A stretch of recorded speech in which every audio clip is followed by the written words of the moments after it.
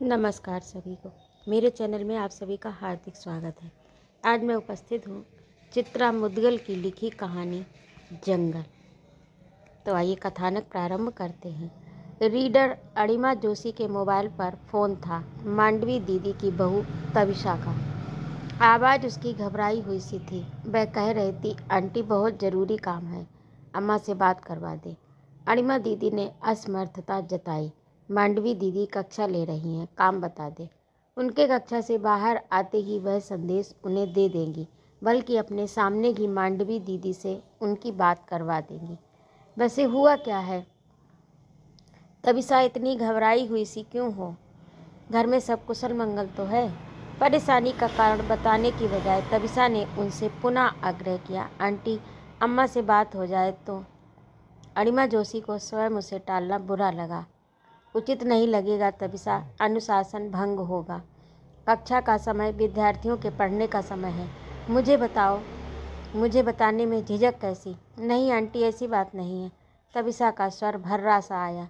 तविषा ने बताया, घर में जो जुड़वा खरगोश के बच्चे पाल रखे हैं, उन्होंने सोनू मोनू, उनमें से सोनू नहीं रहा। 10:30 के करीब काम वाली कमला घर में झाड़ू पोछा करने आई तो बैठक बुहारते हुए उसकी नज़र कठियाबाड़ी सोफे के नीचे सो रहे सोनू पर पड़ी। जगाने के लिए उसने सोनू को हिलाया ताकि सोफे के नीचे वह ठीक से सफाई कर सके। उसके जगाने की सोनू पर कोई प्रतिक्रिया नहीं हुई। वह बुदबुदाई, घोड़े बेचकर सो रहा है शैतान। अब की उसने उसे लगभग झकझोरा, बल्कि उसी टांग पकड़कर उसे सोफे के नीचे से बाहर घसीट लिया। सोनू मोनू की चौकड़ियाँ चुप्पा छुआल साफ सफाई के काम में कम नहीं खिजाती उसे।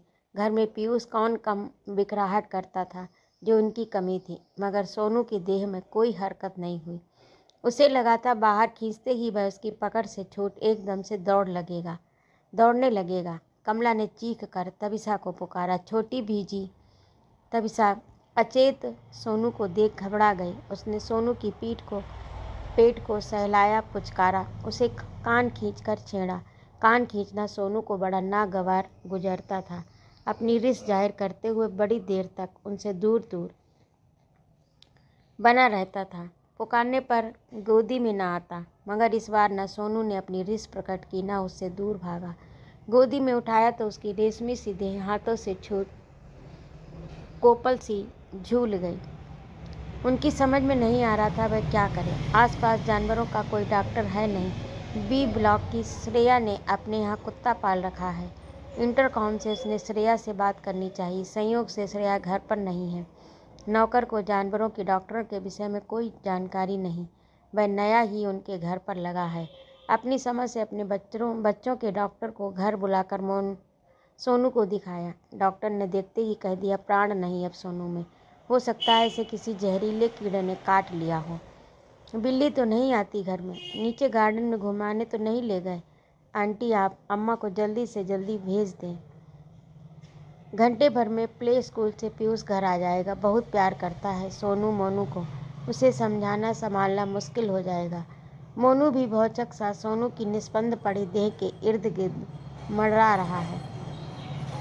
मांडवी दी घर पहुंची तो बैठक में काली बदली ठिठकी सी तनी हुई थी। सोफे के बीच के खाली पड़े फर्श पर मोनू निचेष्ट पड़ा हुआ था। झुकी तो पाया आंखें ठहरी हुई हैं, मानो नींद में आंखें खुली रह गईं। पीयूष उसी के निकट गुमसुम बैठा था। मोनू सोनू की परिक्रमा सा करता, कभी दाएं ठिठक उसे गौर से ताकने लगता, कभी बाएं से, कभी मुंह उठाकर पीयूष की ओर देखता, उससे पूछने की मुद्रा में, भैया ये सोनू उठकर हमारे साथ खेलता क्यों नहीं? पीयूष की स्तब्धता तोड़ना उन्हें जरूरी लगा। नन्ही सी जिंदगी में वह मौत से पहली बार मिल रहा था। मौत उसकी समझ में नहीं आ रही। कभी ऐसा नहीं हुआ कि उन्होंने घर की घंटी बजाई हो और तीनों लपक कर दरवाज़ा खोलने न दौड़े हों। खोल तो पीयूष ही पाता था, मगर मुंह दरवाजे की ओर उठाए वे दोनों भी पीयूष के नन्हे हाथों में अपने अगले पंजे लगा देते हों जैसे। पीयूष का सिर उन्होंने अपनी छाती से लगा लिया। पीयूष रोने लगा, दादी दादी ये सोनू को क्या हो गया? दादी सोनू बीमार है तो डॉक्टर को बुलाकर दिखाओ ना दादी। अम्मा गंदी है ना, बोलती हैं सोनू मर गया। वह अपनी उमड़ी चली आ रही आंखों को भीतर ही भीतर घुटकते हुए रूंधे स्वर को साधते हुए उसे समझाने लगती है, रोते नहीं पीयूष, सोनू को दुख होगा। सोनू तुम्हें हमेशा हंसते देखना चाहता था ना, इसलिए तो तुम्हारे साथ खूब धमा चौकड़ी मचाता था। उसके पीछे तुम नीचे जाकर अपने हम जोलियों के संग खेलना भी भूल जाते थे। मोनू उनकी गोदी में मुंह सटाए उनके चेहरे को देख रहा है, बिटर बिटर दृष्टि आंसुओं से भरी हुई। जानवर भी रोते हैं। पहली बार उन्होंने किसी जानवर को रोते हुए देखा है। बचपन में गांव की काली चित्ते वाली गाय याद है, गाय की आंखों की कीच भर याद है। अम्मा बताती थी बछड़ा अब नहीं रहा। जब बछड़ा नहीं रहा, चितकबरी का अजीब तरीके से रवा रवा कर रोती थी, कलेजा मुंह को आता था। मोनू को हथेली में हल्के हाथों से दबोच कर उन्होंने उसे सीने से सटा लिया। हिचकियां भर रहा था मोनू, नहीं ये उनकी अपनी है, उनमें शायद पीयूष की भी शामिल है। मोनू के आंसू उन तक अपने उमड़ने की खबर नहीं पहुंचाना चाहते। आदमी की जात यही अलग है, यहीं पर अलग है। काली बदली उनके चेहरे पर उतर आई है। अणिमा जोशी के मोबाइल से उन्होंने बेटे शैलेश को दफ्तर में खबर कर देना उचित समझा था। न जाने परेशान तबिशा ने शैलेश को फ़ोन किया हो या ना किया हो। शैलेश ने कहा था ऐसा करें अम्मा, घर पहुंच ही रही हैं आप, नीचे सोसाइटी में चौकीदार को कह दें 2:30 से पहले जमादारों का काम निपटता नहीं। एक को ऊपर भेज दें और सोनू को उठवाकर समाचार अपार्टमेंट्स में लगे नाले में फेंकवा दें। कुत्ते बिल्ली सपा चट कर जाएंगे। गर्मी में ज़्यादा देर घर में रहने से बदबू आने लगेगी। पीयूष वैसे भी जल्दी बीमार पड़ जाता है। सावधानी बरतना जरूरी है अम्मा। और अम्मा बेहतर है ये काम पीयूष के प्ले स्कूल से लौटने के पहले ही हो जाए। उनके कोमल मस्तिष्क पर बुरा असर पड़ेगा। बहुत सवाल करता है पीयूष, जवाब देते नहीं बन पड़ेगा। उन्होंने शैलेश से स्पष्ट कह दिया था। छुट्टी लेकर वह फौरन घर पहुँचे। उनके घर पहुँचने तक पीयूष घर पहुँच चुका होगा। अपनी घड़ी पर निगाह डाल ले वह नाले में वह सोनू को हरगिज नहीं फेंकवा सकती। पीयूष सोनू को बहुत प्यार करता था। स्थिति से भागने की बजाय उनका सामना करना बेहतर है। सोनू को घर में न पाकर उसके अबोध मन के सवालों से पूरे घर को टकराना होगा। उसे संभालना कठिन होगा। जमादार को घर पहुंचते ही वे खबर कर देंगी। उसकी इच्छा है घर के बच्चे की तरह सोनू का अंतिम संस्कार किया जाए। आसपास ही कहीं जमादार से मिट्टी खुदवाकर उसे ज़मीन में गाड़ दिया जाए।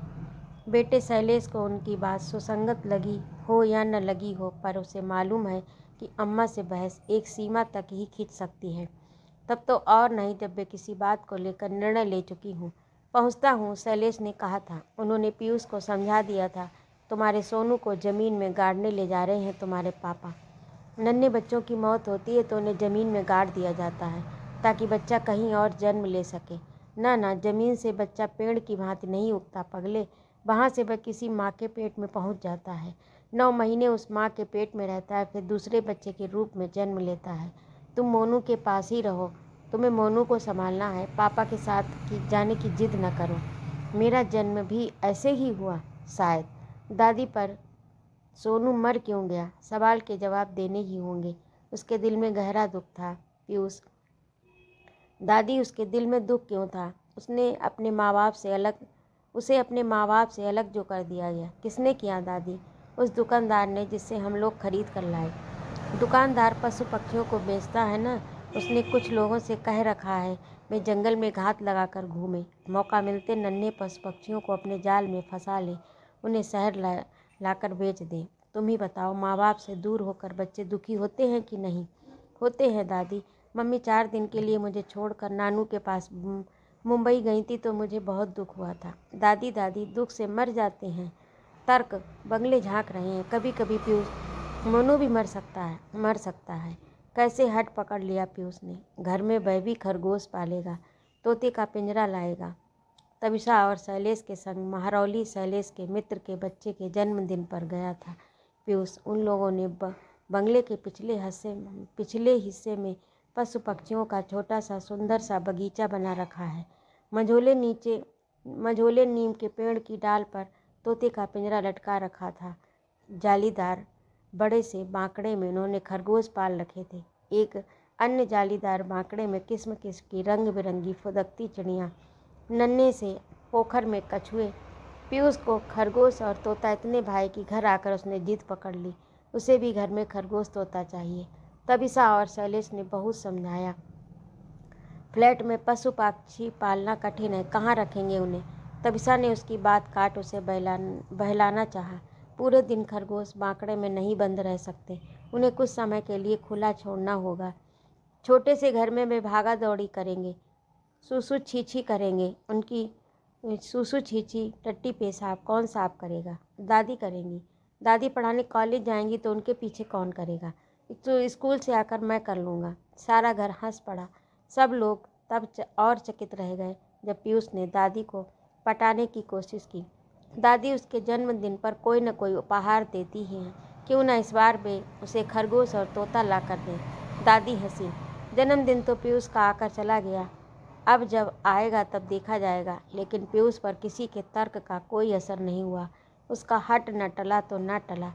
निरुत्तर दादी को उसे लेकर लाजपत नगर चिड़ियों की दुकान पर जाना पड़ा। तोता और खरगोश में से उन्होंने पीयूष को एक चीज़ चुनने के लिए कहा। पीयूष ने खरगोश का जोड़ा पसंद किया। तत्काल उसका नामकरण भी कर दिया सोनू मोनू। सोनू मोनू के साथ उनका घर भी खरीदा गया। जालीदार बड़ा सा बांकड़ा उस सांड सोसाइटी के उसके सारे हमजोली बड़ी देर तक बालकनी में डटे खरगोश को देखते और सराहते रहे। पीयूष के भाग्य से ईर्ष्या करते रहे। दूसरे रोज भी सोनू सामान्य नहीं हो पाया। पीयूष को भी दादी ने प्ले स्कूल भेजना मुनासिब न समझा। पीयूष घर में रहेगा तो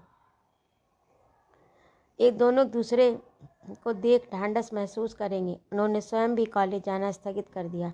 सुबह मोनू ने दूध के कटोरे को छुआ तक नहीं। बगल में रखे सोनू के खाली दूध के कटोरे को रह रहकर सूंघता रहा। बांकड़े का दरवाज़ा खुलते ही वह बैठक में ठीक उसी स्थान पर आकर फर्श सूंघता हुआ मंडराने लगा जिस स्थान पर उसने सोनू को निस्पंद पड़ा हुआ देखा था। उन्हें मोनू की चिंता होने लगी। पीयूष ने तो फिर भी दादी के मनाने पर कुछ खा पी लिया। तबिसा अपराध बोध से भरी हुई थी। मंडवी दी से उसने अपना संशय बांटा। चावल की टंकी में घुन हो रहे थे। उस सुबह उसे घुन मारने के लिए डाबर की पारे की गोलियों की शीशी खोली थी चावलों में डालने के लिए। शीशी का ढक्कन मरोड़ कर जैसे ही उसने ढक्कन खोलना चाहा, कुछ गोलियां छिटक कर दूर जा गिरी। गोलियां बटोर कर उसने टंकी में डाल दी। फिर भी उसे शक है एक आध गोली कोने कोने में छूट गई होगी। और दादी, हाँ पीयूष, दादी मोनू मेरे साथ खेलता क्यों नहीं? बेटा सोनू जो उससे बिछड़ गया वह दुखी है। दोनों दूसरे के साथ रहने की आदत पड़ गई ना। मुझे भी तो सोनू के जाने का दुख है। दादी, क्या हम दोनों भी मर जाएंगे? मंडवी दी ने तड़प कर पीयूष के मुंह पर हाथ रख दिया। डांटा, ऐसे अपशकुनी बोल क्यों बोल रहा है? पीयूष ने प्रतिवाद किया। आपने ही तो कहा था दादी, सोनू दुख से मर गया। कहा था उसे अपने माँ बाप से बिछुड़ने का दुख है। जंगल उसका घर है, जंगल में उसके माँ बाप हैं। तुम तो अपने माँ बाप के पास हो। दादी, हम मोनू को उसके माँ बाप से अलग रखेंगे तो वह भी मर जाएगा दुख से। मांडवी दी निरुत्तर हो गई।